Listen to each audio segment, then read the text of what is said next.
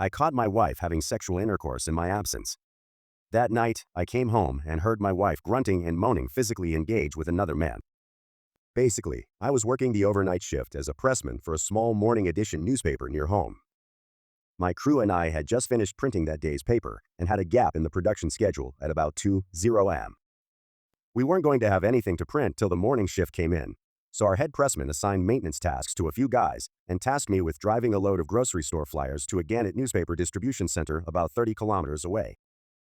This facility happened to be within shouting distance of my houses.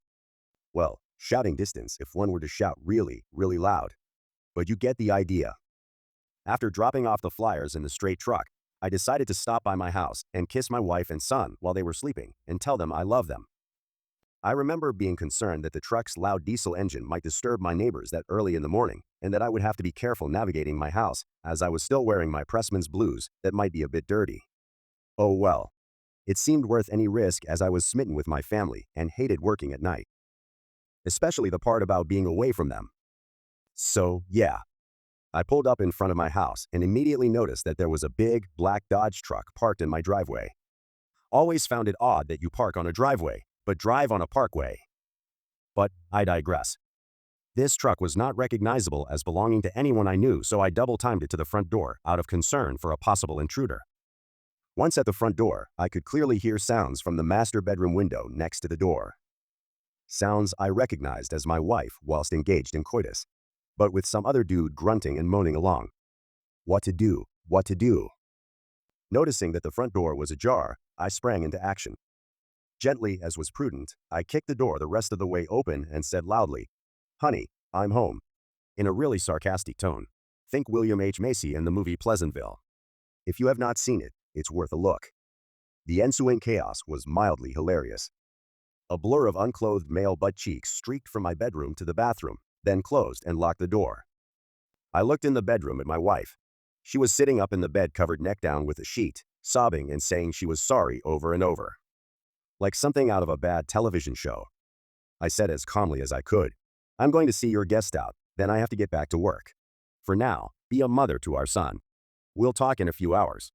Then, I picked up a pair of pants from the floor that was obviously not mine and closed the door, my wife now becoming slightly hysterical. Now, the part I regret to this day. I knocked on the bathroom door and said as gently as I could, "Say man, I have your pants out here. Open up a bit and I'll pass them through. Then get out of my house right away." He opened up a wee bit and took his pants from me. Then, about a minute later, he opened the door. Pow! I sucker punched the fellow in the mouth the second his face came into view, drawing blood immediately. A look of shock appeared on the guy's face, as if to say, "What? I didn't do nothing." I retorted, "Leave. Now. Call the police if you must, but do it somewhere else." He never did. Turns out, he was a coworker at my wife's place of employment and was also married, so he didn't want his wife to find out. It is, and was, against my nature to use violence in an offensive manner. At the time, I rationalized it as being self-defense, an intruder in my home. But that's nonsense. He didn't take anything. My wife did not give up willingly. I was simply responding to the turmoil of emotions and that awful pain of heartbreak clawing my chest apart. Still not okay. I wish none of that evening had happened, but most of all wish I hadn't hit the guy. He left, and so did I. Drove the company truck back to Green Bay, ears burning, bawling like a child the whole way. My first broken heart, but not the last. The woman I had pledged my love and fidelity to had hurt me in a way I had only heard about before that night. Heartbreak was not a real thing to me until I felt it for myself. Wow. It's real after all. Pains in the chest and sick to the stomach, the total package. It was customary when I worked nights that my wife and I would have sex in the morning when I returned home. Not that day or ever again, it turned out. We never really got into why she did what she did. Made no difference, really. It happened, and it couldn't be undone. She didn't ask for forgiveness, and I wouldn't have given any. I moved forward with my life and let things go. Forgiving my cheating wife was not a necessary step at that point to move onward and upward.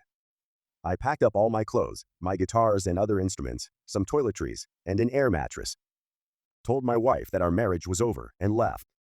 I spent the morning finding and renting an apartment from a very nice retired school teacher who was very sympathetic to my situation and let me move in immediately. How my son was involved and affected is not relevant here, but suffice to say, he got hurt the worst of anyone involved. I regret that as well.